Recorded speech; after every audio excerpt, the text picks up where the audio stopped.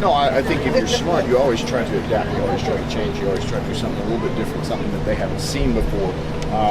Because, like you said, he's a beast. He's a monster. He's not your typical guy. I'm not going to step in the ring and do with him what I do to normal people when I'm wrestling, especially in Texas, and that's throw him all over the place. It's too big for that. So I have to change my game, and that's something I'm very good at. And the intensity that I bring is something I think that is unmatched in Texas right now. And it's a lot of that's been learned in Japan and what I've done.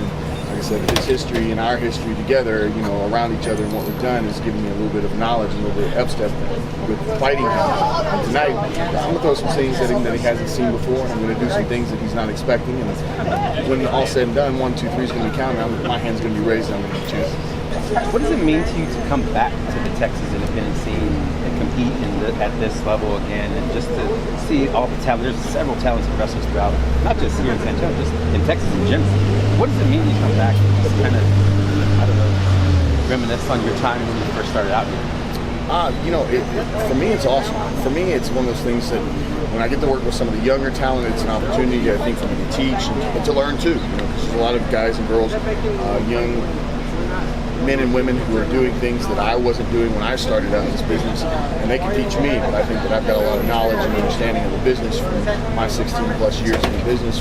Like I said, working in all different ranges on television around the world and at different times and still doing it.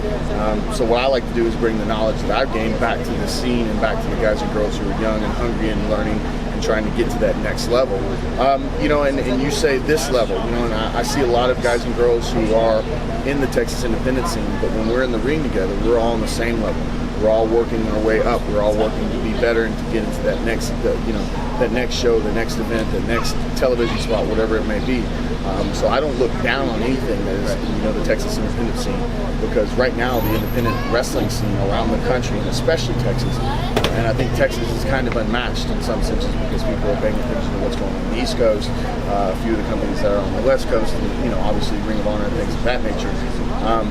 But I think what's going on in Texas and the amount of talent that exists in Texas alone is amazing and immense, and the amount of companies that are around the state. Some people go, "Oh, you live in Dallas, and when you're driving down to San Antonio, that's not that far, is it?" I'm like, have you ever been to Texas? Have you been to Texas? Nothing is close, and that's the crazy part, is that Texas is so big that it opens up a lot of opportunity for guys and girls around the state to really blossom and to gain their legs and learn the business and become something special. And once they start traveling and getting to other companies and moving on up, people are like, "Where'd you come from? Where did you learn from? Where have you been all this time?" I'm like, "I'm in Texas." It's like, "You just been in Texas?" Like, there's so much happening in Texas right now. I think some people don't realize and understand, and especially at the high level quality that exists. I started with RCW. I helped start RCW, 12 years ago, something like that, when RCW first started, when Brandon first started RCW. So to see that it has become what it's become, stayed around as long as it stayed, and to have been a part of it when it started, and to be a part of it now,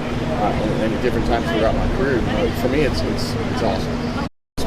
I've amazingly and luckily been around so many different people from different levels, both in Texas, Action Jackson was a guy in Dallas, Texas that I worked with a lot because of a company called BCW that ran a weekly show down in Dallas that I was a part of and around for years. It really helped me cut my teeth in this business before I got my first opportunity at TNA. And then going on to TNA, you had Terry Taylor,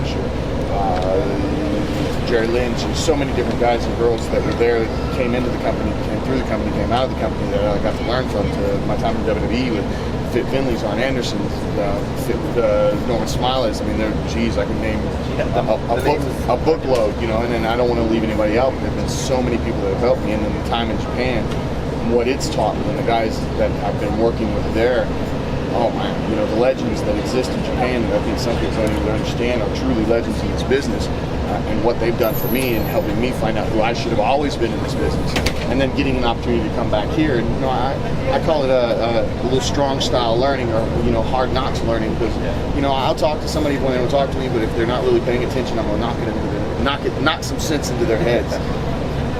And a big women's tournament going on. I have a lot of talent going on. Anybody you're looking forward to see? Anybody pick for the field? Wrestling wise, I'm not really paying attention. I'm sorry. No, there's some amazing talents. Actually like Santana Garrett. She's a lady that I actually, the last time I saw her was when she was in Japan, working in Japan, doing a lot of cool, amazing stuff in Japan. Katie Forbes, who is just starting to explode across the wrestling world. Started out in Louisiana with Luke Hawks and Wildcat Sports, and she's still there when she's around. All the girls that are here in Texas, Claudia Solis. I'm sorry, I don't want to leave any of the ladies' names out, but they've all done so much and worked so hard. They've gained so much, in what they're doing. And the fact that a tournament like this is existing, and that people are getting to see some of the talent from around the country and around the world that are going to be tonight in the RCW ring, in the tournament. If they're not here, they're dumb. They should be here because we've been saying it all show. They're beautiful and they're badass. Yeah.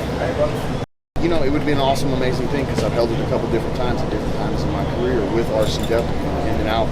Before I left for WWE, after I came back from WWE, and to regain it, recapture it, and take back what I consider to be mine would be an amazing thing. So, I feel bad for Michael Faith because, he's a buddy of mine, but tonight he's going to be my enemy because he's holding my title. It's strictly business. It'll be my business for sure. All right, that's all we got for you today. We thank you for your time and thank you for joining us again. Lance Hoyt here on Pure Face Radio. Here again, if you missed it, I don't know why you missed it. If you missed it, and like I said, don't miss it. Get out to the show tonight. Plenty of reasons for you to come out. Lance Hoyt's on the card. The women that are competing in the tournament, and just announced a while ago, they're giving away a trip to Cancun. I don't know if you heard about that. Yeah, I'm going. So you want already? No, they give it to me. That's Taking the title and the trip. So he's walking out with the belt. So it's a trip for two, but actually it's a trip for one because they're just going with me. Thanks, guys. Thanks for coming on.